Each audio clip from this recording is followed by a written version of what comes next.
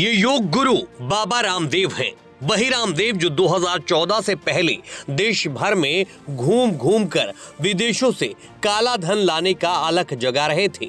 ये और बात है कि 2014 के बाद काला धन तो नहीं आया, लेकिन इनका कारोबार जरूर फल फूल गया। वही बाबा रामदेव देखिए अपना प्रोडक्ट बेचने के लिए किस हद तक नीचे उतर आए हैं कि देश में शरबत जिहाद का राग छिड़ दिया है। शरबत के नाम पर एक कंपनी है जो शरबत तो देती है, लेकिन वो शरबत से जो पैसा मिलता है उससे मदरसे और मस्जिदें बनवाती। ठीक है, उनका मजहब है, लेकिन आप यदि वो शरबत पिएंगे तो मस्जिद और मदरसे बनेंगे। और पतंजलि का गुलाब का शरबत पीते हैं आप, ये शरबत पिएंगे आप तो गुरुकुल बनेंगे, आचार्य कुलम बनेगा, पतंजलि विश्वविद्यालय, भारतीय शिक्षा बोर्ड आगे बढ़ेगा। इसलिए मैं कहता हूँ ये शरबत जिहाद भी, जैसे लव जिहाद, वोट जिहाद चल रहा है ना, ऐसे शरबत जिहाद भी चल रहा है। तो लो, आपको इस शरबत जिहाद से बचाना है। बाबा रामदेव ने नाम तो नहीं लिया, लेकिन उनका हमला हमदर्द कंपनी की रूह अफ़ज़ा के नाम से बिकने वाली शरबत पर था। लेकिन कंपनियों में लड़ाई प्रोडक्ट की गुणवत्ता के आधार पर होती है। रामदेव ने तो सीधे सीधे धार्मिक राग छिड़ दिया, ये कहते हुए कि रूह अफ़ज़ा पीने से मदरसे और मस्जिद बनेंगे, मेरा शरबत पियोगे तो गुरुकुल बनेंगे।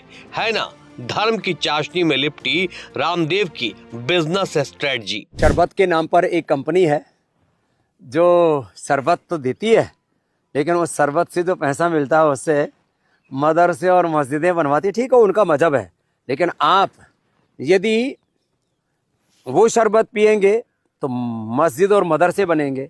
और पतंजलि का गुलाब का शरबत पीते हैं आप, ये शरबत पिएंगे आप तो गुरुकुल बनेंगे, आचार्य कुलम बनेगा, पतंजलि विश्वविद्यालय, भारतीय शिक्षा बोर्ड आगे बढ़ेगा।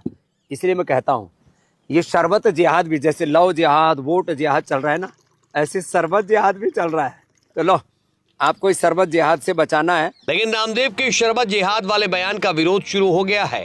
सोशल मीडिया पर बाबा के इस बयान को आधार बनाते और इसे शेयर करते हुए लोग गुस्से और नाराजगी का इजहार कर रहे हैं। सोशल एक्टिविस्ट और लोक गायिका नेहा सिंह राठौर ने तो बाकायदा रामदेव पर लानत भेज दिया। नेहा राठौर ने एक्स पर लिखा है, बाबा रामदेव ने इस देश को शरबत जिहाद जैसा नया शब्द दिया है। इनका शरबत हिंदू शरबत है, दूसरा वाला मुसलमान शरबत है। अब आप बताइए देश कौन तोड़ रहा है? आप अब भी नहीं समझ रहे कि देश का दुश्मन कौन है? लानत है। शरबत जिहाद का नाम देकर अपना प्रोडक्ट बेचने वाले रामदेव की सच्चाई भी जान लीजिए।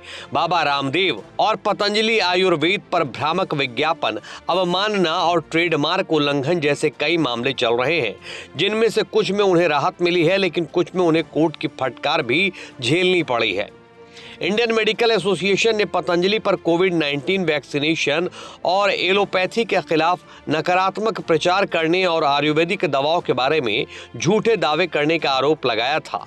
सुप्रीम कोर्ट ने पतंजलि के भ्रामक विज्ञापनों के खिलाफ नोटिस जारी किया था और पतंजलि को अदालत के आदेशों का पालन करने का निर्देश दिया था। और सुनिए, उत्तराखंड सरकार ने पतंजलि की 14 दवाओं पर प्रतिबंध लगा दिया था, क्योंकि उन्होंने बार बार भ्रामक विज्ञापन प्रकाशित किए थे। केरल की एक अदालत ने भ्रामक विज्ञापन के मामले में बाबा रामदेव और आचार्य बालकृष्ण के खिलाफ जमानती वारंट जारी किया था। अब देखना यह है कि रामदेव के शरबत जिहाद वाले विज्ञापन पर क्या एक्शन होता है।